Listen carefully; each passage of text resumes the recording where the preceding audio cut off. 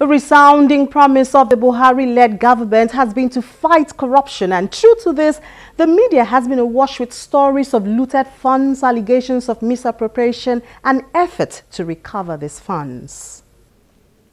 There's also been attention on the legal system, so much so that a Presidential Advisory Committee Against Corruption has been formed.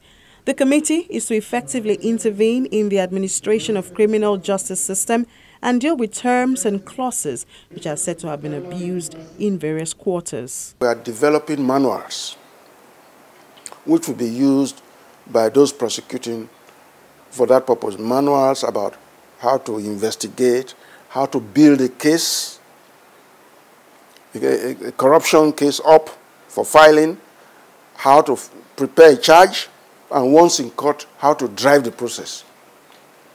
Doing that for prosecution, for criminal prosecution. We're also developing a manual for plea bargaining and a manual for sentencing, so that people may not misunderstand that the plea bargaining provision, which is also in the Act. We are doing all that. We are also making contact with various donor agencies about providing facilities for the anti-corruption agencies to strengthen them and make them more effective. Forensic equipment, training, laboratory equipment, things like that. As laudable as this sounds, economists see things otherwise. You know, having good institutions, right, in a nation is critical, right? Building institutions. So corruption is one, right? That alone does not bring investment. There must be complementary policies that will allow investment. It is in infrastructure. You need to look at the entire ease of doing business alongside that, you know. So it's a step. I mean, the personality, the person of the president, and does a lot of goodwill, in our respect. But there's still a lot to be done in fighting corruption. And, you know, and some of these things have to do with your process, even your processes and procedures.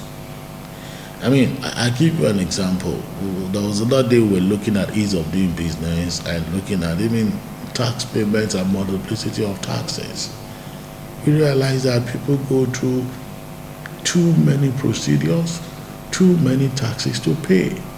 Now, all these are undue roadblocks to fuel corruption. And it should go beyond Mr. President. It's about the people, about the process, about the institutions. And we haven't begun to build those institutions. You see, for now, we're still all tying down to Mr. President, the President, Mr. President. It has to go beyond them. We have to go back to building institutions that are beyond individuals, ensuring we have processes in place that are simple and clear that people cannot unduly take advantage of. Moving forward, economists place the responsibility of navigating the nation out of the woods on not just the federal government, but also the states.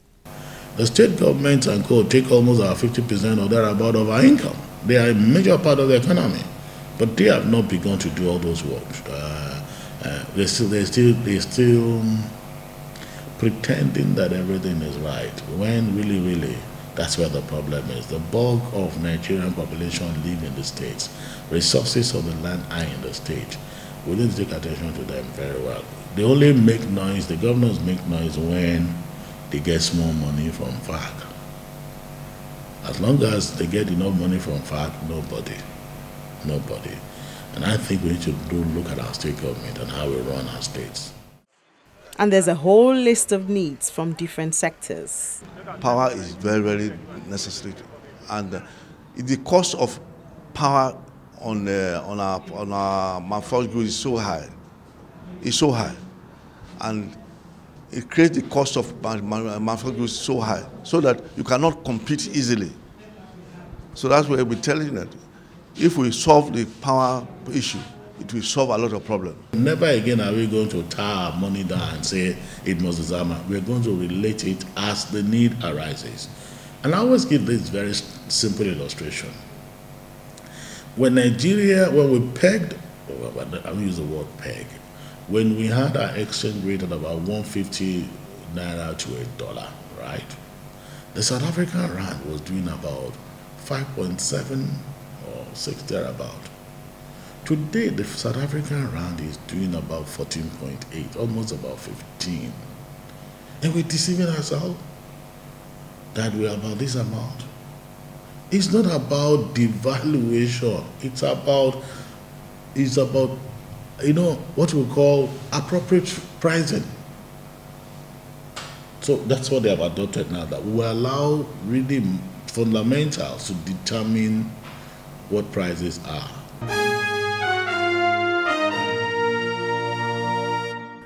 A record of positives and negatives in the first year, but more importantly, Nigerians are hopeful that with the passage of the budget, adoption of flexible forex system and other policies of the federal government, the next 1 year would be bountiful. That's it on this episode of Big Story. I'm Ini Thompson.